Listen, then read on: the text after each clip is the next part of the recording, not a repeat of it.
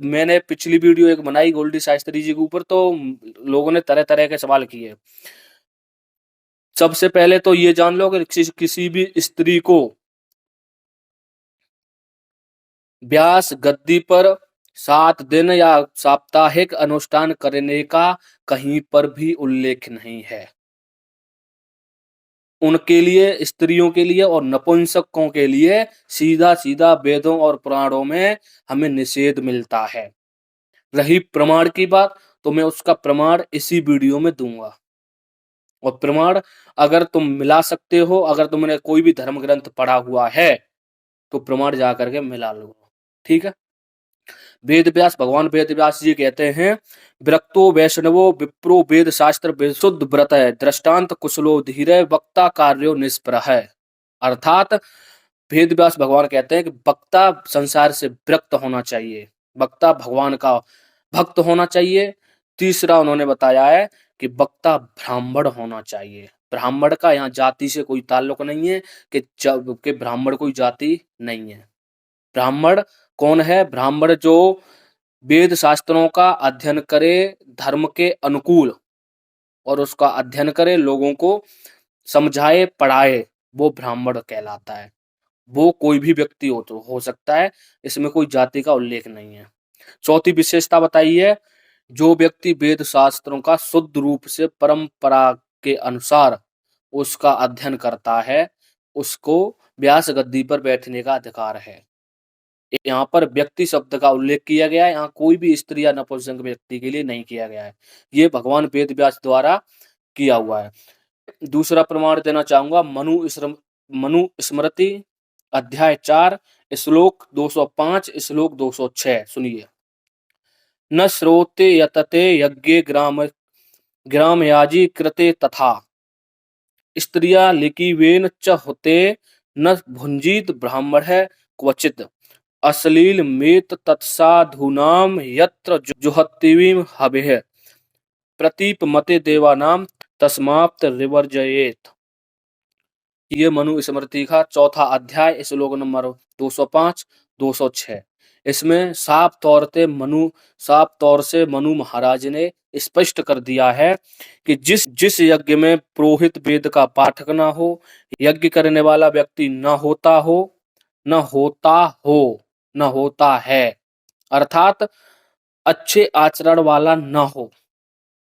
यज्ञ करने वाला अगर स्त्री तथा नपुंसक हो, उस यज्ञ में ब्राह्मण को भोजन नहीं करना चाहिए। कहने का मतलब साफ तौर से कह दिया कि जो व्यक्ति पुरोहित वेद का पाठक नहीं है, जो व्यक्ति यज्ञ करने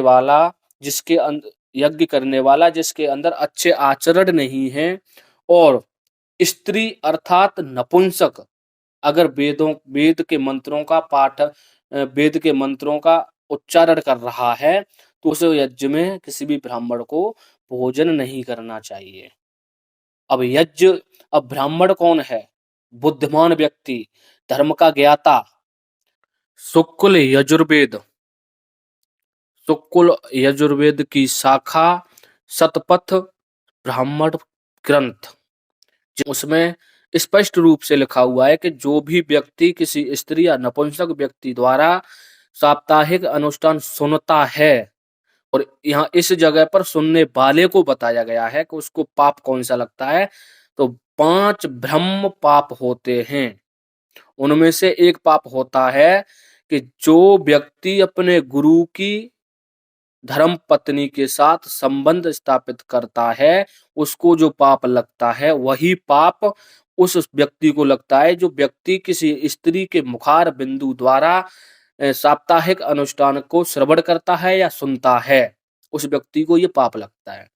और ये शुक्ल यजुर्वेद की शाखा शतपथ ब्राह्मण ग्रंथ में लिखा हुआ है स्पष्ट रूप से।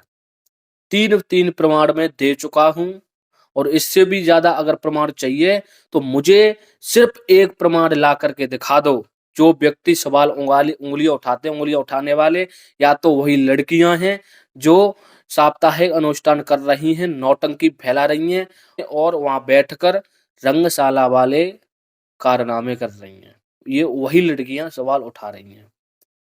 तो मेरा हाथ जोड़ से सबसे पहले तो मैं निवेदन उन लोगों से करूंगा जो लोग इन चीजों को ज्यादा से ज्यादा बढ़ावा दे रहे हैं। मेरा हाथ जोड़ करके निवेदन है कि भाई ये जो समय है, ये समय हमारी हिंदू सनातन संस्कृति को बचाने का वक्त है। बॉलीवुड वालों ने हमारे दिमाग को ऐसा भ्रमित कर दिया कि आज हम इस रास्ते पर आ चुके हैं। तो मेरा हाथ जोड़ करके निवेदन है, इस चीज को बिल्कुल बंद करो। दूसरा निवेदन करना चाहूंगा कि जितनी भी मेरी ये बहन हैं, मेरा हाथ जोड़ करके निवेदन है बहनों, कि अगर तुम अनुष्ठान भी कर रही हो तो उसे धर्म की मर्यादा में रह करके करो। इसमें हमारे भगवान श्री कृष्ण, भगवान श्री राम, भगवान ब्रह्मा, भगवान विष्णु, भगवान महेश, जितने भी देवी देवता, सबका हमारा अपमान है, इस बात को समझो। तीसरी बात मैं बोलना चाहूंगा उन लोगों से जो लोग इन्हें बुलाते हैं, ऐसी लड़कियों को बुलाते हैं जिनके आचरण गंदे हैं, जो सिर्फ और सिर्फ नौटंकी फैलाती हैं, उन्हें ना बुलाएं। चौथा निवेदन करना चाहूंगा उन गुरुओं को जो गुरु ऐसी शिष्याओं को ऐसी ऐसी शिष्याओं का मार्गदर्शन करते हैं, उन्हें सिखाते हैं। तो मेरा आपसे सभी लोगों से निवेदन है कि धर्म की गद्दी की गरिमा को बनाए रखें। धर्म की जो गद्दी है उसको संभालो, तो मर्यादा में रह करके संभालो। धर्म के नाम पर लूट पाट करना, धर्म के नाम पर लोगों से पैसा लूटना बहुत ही गलत है। तो मैं निवेदन करना चाहूंगा सभी लोगों से। और रही बात राधा शास्त्री की, तो बहन तू जितनी वीडियो बना सकती है मेरे लिए बना। भगवान श्री कृष्ण ने शिशुपाल की 99 गालियां सुनी। भगवान श्री कृष्ण जब से पैदा हुए तब से वह पूरे जीवन काल सिर्फ गालियां ही सुनी। तो मैं भगवान श्री कृष्ण के चरणों की धूल का एकमात्र छोटा सा कण हूं। तो मैं अपने अंदर इतना सामर्थ्य रखता हूं गालियां सुनने का। अगर धर्म की रक्षा के लिए मुझे अपना सर भी कटाना पड़े तो वो भी मुझे मंजूर है। गालियां तो रही बहुत दूर की बात। आशा करता हूं दोस्तों वीडियो आपको अच्छी लगी होगी, और वीडियो अगर अच्छी लगी हो तो वीडियो को ज्यादा से ज्यादा शेयर करें, लोगों तक पहुंचाएं। और ये जितना भी पाखंड हो रहा है, जितना भी ढोंग हो रहा है, इस ढोंग से लोगों को बचाओ, खुद बचो, अपने बच्चों को बचाओ, अपने बच्चों को सनातन संस्कृति से जोड़ो।